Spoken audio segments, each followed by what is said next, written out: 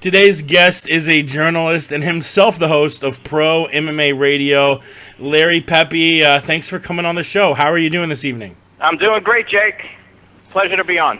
Cool. Yeah, I've said it before, but I urge people to go out. Urge people to go out and download episode 10 and 36 of the unfortunately now defunct Filthy FRB show, where Front Row Brian, Tom Lawler, and Larry went deep into breaking down various doping violations, USADA, Anderson Silva, IV bans, all that fun stuff.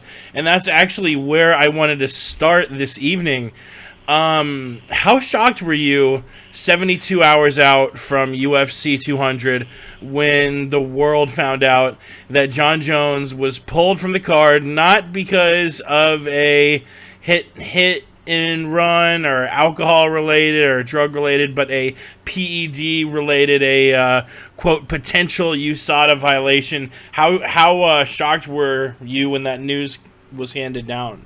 Yeah, Jake, I was pretty shocked. I mean, in this day and age, it's hard to be shocked by anything after Anderson Silva. Like, for me, Anderson Silva failing his drug test was probably the turning point where I said, if Anderson can fail, Anderson, who looks like a stick figure, whose body hasn't changed over time in any significant way, who I thought was always kind of the example of technique trumps all. Technique trumps strength. It trumps that he fights guys who are twice his size, like Chael Sonnen and Chris Weidman. He's just so elite, so skilled at what he does, that he was that example for me. And when I woke up that morning and saw that he failed, I was like, okay, anybody can fail. So John failing in that respect was not as shocking for me as Anderson, but what did make it shocking was the timing, because you just sit there and you say to yourself, how can USADA be this incompetent that they can be doing drug tests that are putting the promotion in a position that days before the biggest event in UFC history as it was billed, you're pulling the main event fighter off the card? And that, to me, was probably the more shocking part. John failing, surprising, sure, but in this day and age, I'm not sure how we can be too shocked by anybody failing, but the timing was really the more shocking aspect to me. Of course, not as shocking as when Brock Lesnar's test result from June 28th came back 17 days later, but I'm going to guess you're going to ask me about that at some point before we get done. Yeah, we may as well move to that question now. I think it was episode 413, and you were going deep into that test taking 17 days.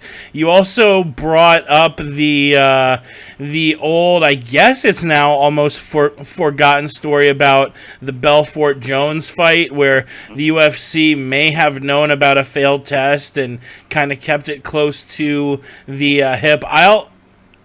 I'll let you dive deep into it, but tell us about the facet of this Lesnar story that you think the media might be conveniently skirting around.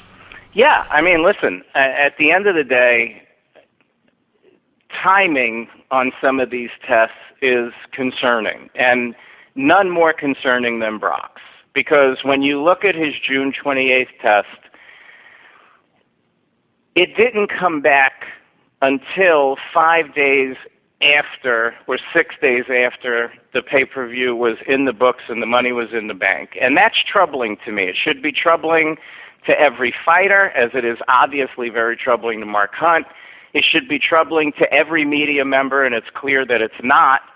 And the reason it's troubling is because simple math dictates that it doesn't make a lot of sense that a pre-fight test, that if you're USADA and you are sending your inspector to do that collection, that this individual is stepping in the cage in 11 days.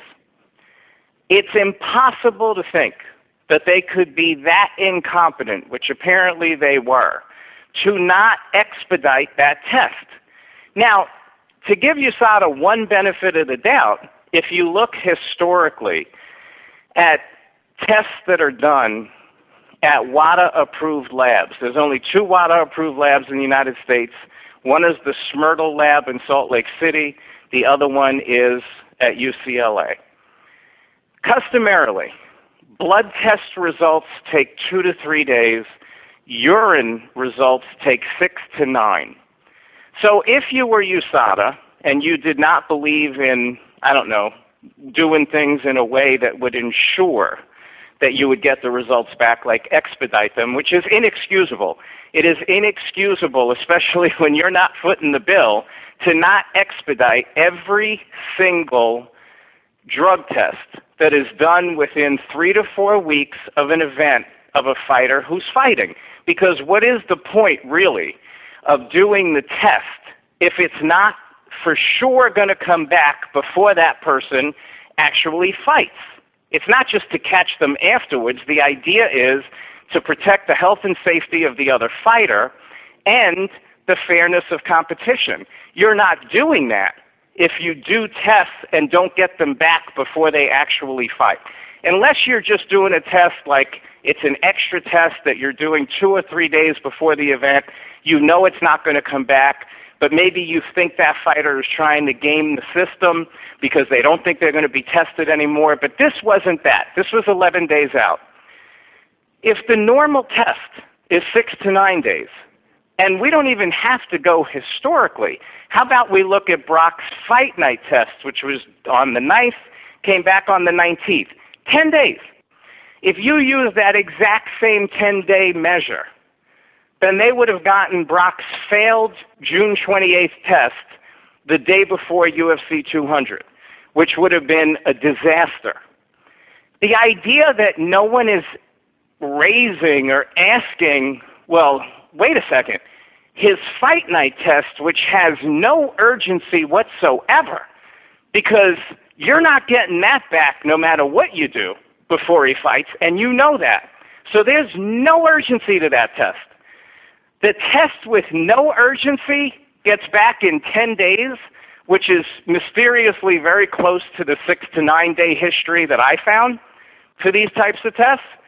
But the same test on the same guy pre-fight, which obviously has a sense of urgency, takes 17, and nobody's going to talk about that. Nobody's going to talk about that if there's one guy that kind of, from a stereotypical standpoint, personifies what you would be afraid of a 275-pound, uber-athletic beast being on stuff fighting another person. If that's not going to raise people's consciousness, not only in the MMA media, but the mainstream sports media that was so concerned about a reporter's credential, but they're not concerned that Brock Lesnar, at 275 pounds, as strong and as athletic as he is, was able to get in a cage and beat another dude up when he had a dirty sample submitted 11 days prior. It's amazing to me that it is not getting a ton more of attention. And I've seen it said that it would be reckless to accuse them of having results ahead of time. It's not about accusing. It's about raising the question. How is the question not being asked? No one's saying that they knew for sure, but how you can look at these time frames as any media, any credible media, and not say, how in the world did this happen? And how can we make sure, how can we put enough pressure on the powers that be that medias are supposed to hold accountable? How can we make sure this doesn't happen again? Well, the way to make sure it doesn't happen again is to pressure them and embarrass them, because that's the only way things get done sometimes, into expediting every test that's done within 3 to 4 weeks of a fight. But that's not happening. That's not happening, and I think that's really unfortunate. Yeah, and I don't know if it's unfair to raise the question when the UFC has done it in the past, done it within the last few years when we had the deal with Jones and Belfort. I mean, I guess if I'm USADA, is there any reason to speak up and say, hey, we gave these tests back to UFC on X date. I don't know if there's any freedom of information act there or anything, but I mean, if you are running the UFC and you're planning on selling the damn company within 24 hours and you've gotten away with it before and you're selling this UFC 200 card that's supposed to be the biggest card in the history of not just the UFC but of the sport, and you're selling it around Brock Lesnar and you find out a week before the fight that he tested hot. I mean, I think any rational owner would look at the test and go, well, we're rolling the dice huge, but we've done it before, we've gotten away with it before, we're I laid the rest of that out. It's a very interesting question you're raising there. Well, and I think this too, Jake. Like, they wouldn't have had the result a week before. They probably would have gotten it within days if you look at the prior time frames, which would have put them in a position to potentially, if they got it, and I don't know, but again, you can't call yourself a journalist and not raise the question, for God's sakes, when the guy's own fight night test comes back in a time frame that would have mandated him being pulled from the card if his pre-fight test was done in the same time frame. So, when you look at the timing, if it was 9 or 10 days, they literally would have gotten the result the day before or 2 days before the card, which would have been the day after they'd pulled Jones. So obviously it would have created massive issues. Did it happen? Who knows? But here's the thing. We know there's only two possibilities. Either USADA was straight up incompetent and didn't expedite his tests, which is pretty clear at this point because it took 17 days. And why wouldn't you expedite them? I mean, common sense says the only people who wouldn't expedite them is, I don't know, maybe if you didn't want to know. Or you got the result. So either way, it's not a good look. And it's not just the UFC that has a history. USADA has a history. They governed the Eric Morales fight against Danny Garcia before they ever came on with the UFC. Eric Morales failed 2 drug tests, A and B samples. That's 4 dirty samples within 2 weeks of the fight. And Eric Morales fought. USADA apparently walked in on Floyd Mayweather before the Manny Pacquiao fight, after the weigh-in, and he either was getting or had just gotten an IV. That's a doping violation. He still fought. And they issued a, quote, retroactive therapeutic use exemption 18 days after the fight. So when you have 2 entities that historically have done things that are certainly don't pass a smell test, to not raise the question, to me, is reckless. Not raising the question, not raising it is reckless. Yeah, it really is. I want to get back to the John Jones test.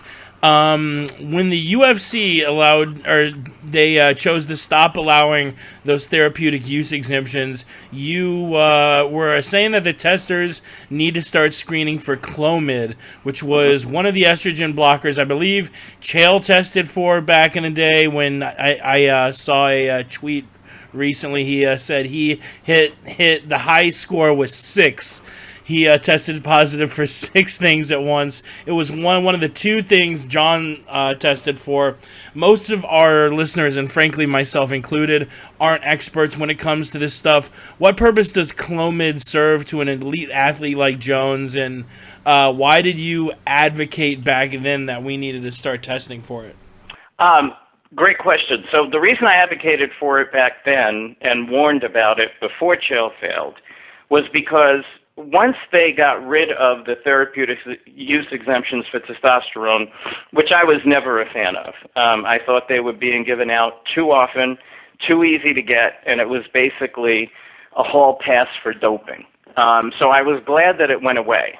The issue, and the reason I raised clomiphene or Clomid as something to watch out for, is because when an athlete or anybody takes synthetic testosterone, so we're talking about injectable testosterone or a testosterone cream, you are taking an artificial form of testosterone and putting it in the body. The body says, oh, wait a second, I already have testosterone, I don't need to keep producing my own. So we have to distinguish, you naturally have testosterone in your body, and then you have this synthetic source of testosterone coming in. So your natural production goes down the longer you're on a synthetic testosterone and the more you're on. So the higher the dosage, the longer the duration, the lower your testosterone levels go. The problem with that is that when you come off the testosterone, the synthetic version, your body doesn't just go back on like a light switch. It doesn't say, oh, no more testosterone, let's just ramp it up and put it into the bloodstream. It takes time. And what Clomid and other estrogen blockers will do is they will, in essence, turbocharge that process. They'll speed up that process, and they'll make the body produce more of its own testosterone quicker than it would if it were doing it on its own. So when you pull testosterone out of the mix, when you have these athletes who are getting these hall passes to use testosterone, it's foreseeable that you're going to see estrogen blockers more prominent in their test results, especially if you're looking for them.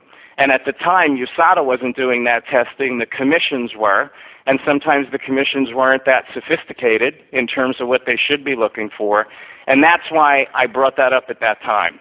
As far as why an athlete like John Jones might be on it, Brock Lesnar, ironically, we hear failed for the same thing. There's multiple reports of that.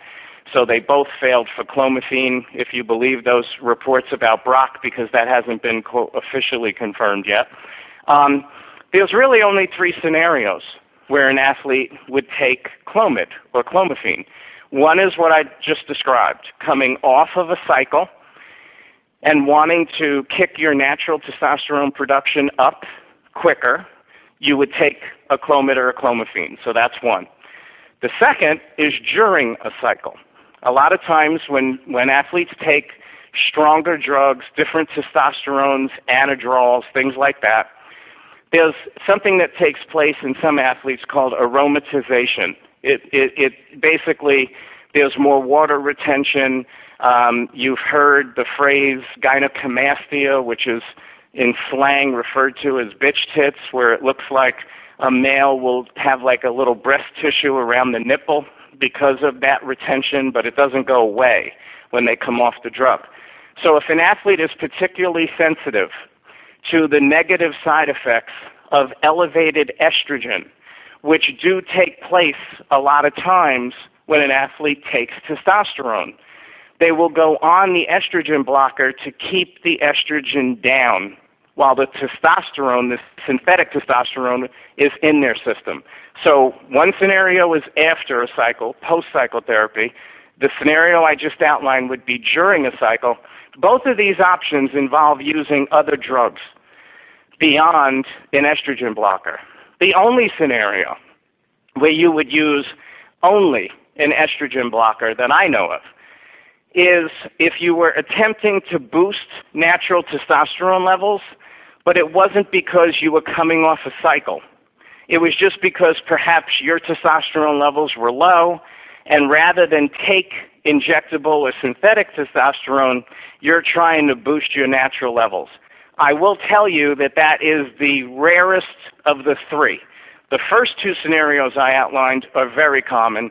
The third scenario, because it is known to be inefficient in comparison to just taking testosterone, is not used that often. But it is the one scenario where Jones or Brock may have used the clomiphene, absent a banned substance, et cetera, may have used the clomiphene not connected to any other usage. So that is the only scenario, but it is by far the rarest of the three scenarios. And this Jones story has been unpacked a little bit. The Jones camp seems adamant that his failed test came from a tainted supplement, much like the Yoel Romero situation, who he, interestingly enough, is also a Malky Kawa client. Do you give much credence to their defense that Jones perhaps innocently took a tainted supplement?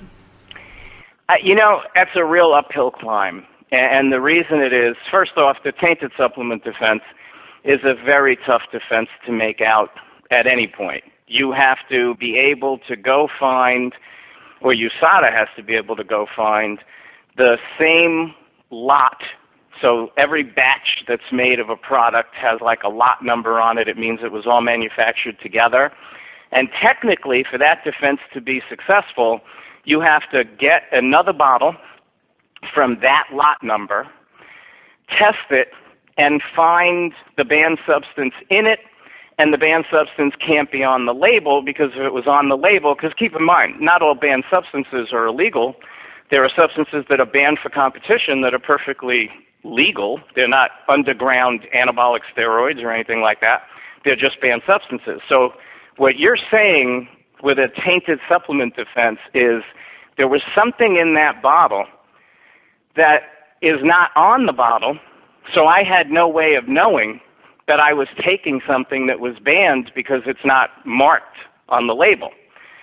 In order to make out that defense, let's assume for a moment that they could get the lot and everything else. What makes it so unlikely to me that John will be able to successfully maintain that defense is that he didn't just fail for one banned substance, he failed for two. So now you're going to have to prove that you took supplements that had two different banned substances in them, both of which are drugs. So we're not even talking about a banned substance that is readily available over the counter. We're talking about a banned substance that's a prescription drug. Is it possible? It's possible. Is it likely? To me, it's 1,000 to 1.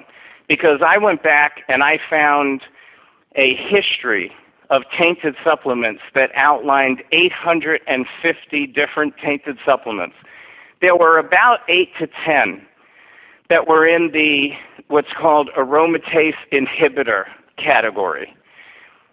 So if that's all he failed for, you could argue, hey, there was something in those that was defined as an aromatase inhibitor, which kind of works the same as an estrogen blocker. It's a little different, but it's a distinction without a difference for our purposes. I couldn't find one supplement ever that had clomiphene in it or Clomid in it that was tainted with that drug. Not one. I couldn't find one. So if he's able to find a supplement that actually has clomiphene in it, props to him, because doesn't mean it's never happened, but I could not find a single documented case of a dietary supplement that actually contained clomiphene or Clomid. So that's, to me, it'd be like hitting the lottery for John if he was able to do that. But even if he does do that, well, I'm sure Brock Lesnar would be interested, because I'm sure he'd say he took the same thing. He also has to prove the aromatase inhibitor. So he basically has to strike lightning twice. That's going to be really difficult. I wanted to also ask you about the Chad Mendes situation.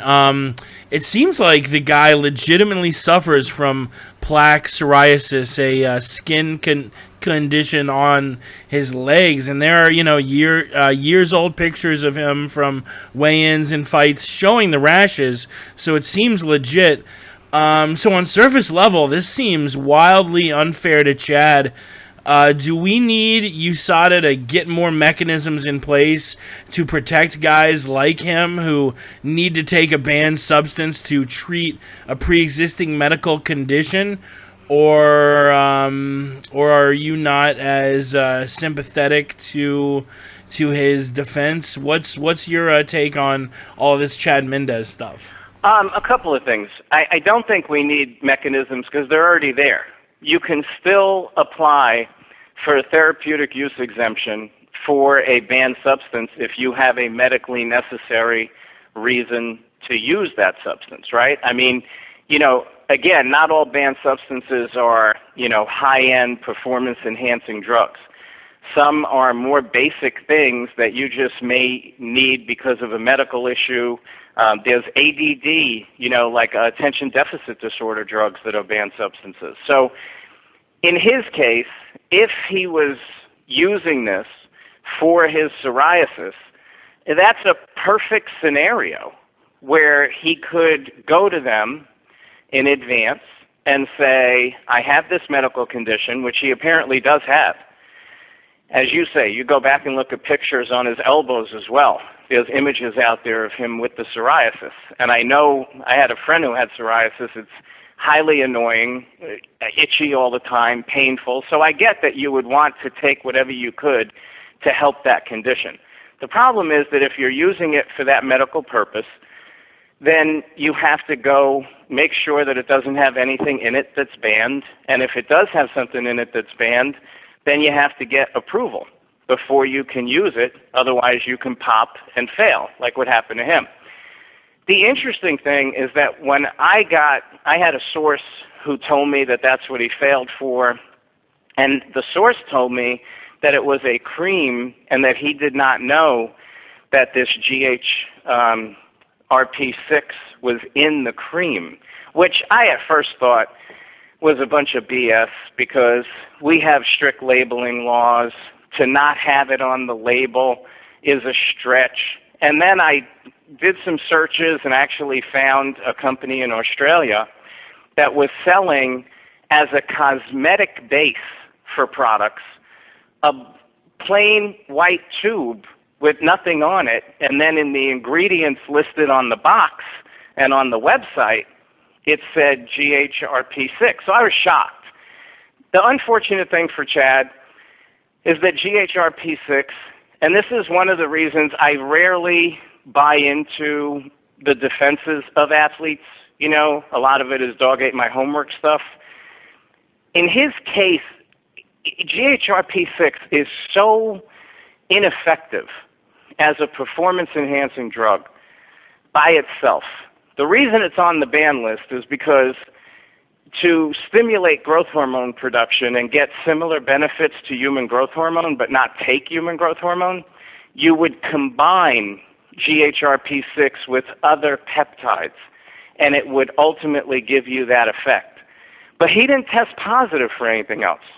So either there were other things they didn't catch, or he really took this either not knowing that it was in there or just using it for his psoriasis, and unfortunately it is on the ban list, and it would have done virtually nothing for him from a performance enhancement standpoint, and he's out for 2 years. I mean, if you're going to try to boost performance and you're going to risk failing a test, GHRP6 is among the lowest things on the ladder that you would use. All right, last question for you. I've got to ask a non-PED question just to show everyone you're not a one-trick pony. Tyron Woodley, your new welterweight champion, when it was all said and done, he said he wanted the money fight against Nick Diaz instead of taking on the guy in Stephen Thompson, who most would probably say is the rightful number one challenger. We saw something very similar last month when Eddie Alvarez voiced his desire to fight Conor McGregor instead of Tony Ferguson or Khabib Nurmagomedov. Do you have any problem with guys going after the big payday instead of taking on the deserving next in line? I do, and thanks for letting me show something beyond PEDs and USADA issues and calling them out for their foolishness. But Yeah, and I'll throw one more on the list. How about Michael Bisping fighting Dan Henderson, who's I think ranked 10th. Look, the rankings are worthless. We understand that. The rankings are a joke. I mean, I think Bloody Elbow or Cage Potato, one of the two, did an article like a year and a half ago or a year ago with like dissecting the rankings, and there were media members who were ranking people in the wrong divisions, ranking them in divisions that they hadn't had a fight in a year and a half, all sorts of stuff. So the rankings are a joke, and the UFC knows they're a joke. And Dana White said when they did the rankings that he wasn't going to pay any attention to them to make fights, that he was still going to make the fights the fans wanted to see, et cetera. So the rankings mean nothing. However, accomplishment and performance, regardless of where a media ranks you, should mean a lot, if not almost everything. And yeah, I guess Nick Diaz is a money fight for Tyron Woodley more than Stephen Thompson, certainly a less risky fight. But Nick Diaz hasn't won a fight in the UFC since 2011. 5 years. 5 years. And that was BJ Penn fighting at 170 pounds where he absolutely never belonged. He was a legend at 155, and aside from the old days when he fought at 170, before, I would argue, modern MMA made the divisions much more competitive and you couldn't fight. He fought Lyoto Machida at 205 at one point. That could never happen now. That's because the sport was so immature that if you were really good, you could offset some of that weight difference. These days, that's much harder to do. That's his last win for Nick. And, you know, Eddie, I understand everybody wants McGregor, especially after the loss. He looks like easy prey in certain respects. Nate, we'll see if he can handle him a second time. But your history in your division should mean something. And when fighters are now getting accustomed to just calling out fights that they think are going to be the money fights, I understand that they're here to make money. But at the end of the day, it's still supposed to be a sport, and it's still supposed to have some level of what I would call competitive and performance integrity. And if fighters just continue to get the message that he who or she who yells the loudest, insults the most, has the most Twitter followers, is going to get the biggest money fights, I don't think that's the message from a sports standpoint that you want to send. I understand there's an entertainment element. There is. But at the end of the day, you have to make a decision as a promotion whether you're a sport first or you're entertainment first. And it doesn't mean you can't be both sport and entertaining, but what drives your core decisions? Is it performance or Twitter followers? But I guess with CM Punk, a.k.a. Phil Brooks, his real name, fighting in the UFC, having more self-confessed concussions than seconds of actual fight time, I guess Twitter followers is the answer. Excellently said. His podcast is on the short list of MMA podcasts I recommend to people and can be found online at prommmaradio.com. He can be found on Twitter at Larry Pepe, all one word, no underscores. Any other plugs you'd like to get in before we let you go? Yeah, last thing, Jake, is we are also the voice for the U.S. military, which I'm very proud of, on American Forces Network. The show goes into 170 countries and 150 ships at sea. So if anybody is serving, thank you for your service, or if you know someone who is serving and they like MMA, you can catch us on American Forces Network. The Voice is the channel. It's the biggest channel that they have, and we are on Saturdays at 5 Pacific. We appreciate your time and hope to chat with you again down the road sometime. Thanks again, Larry. Sounds good to me, Jake. Thanks for having me.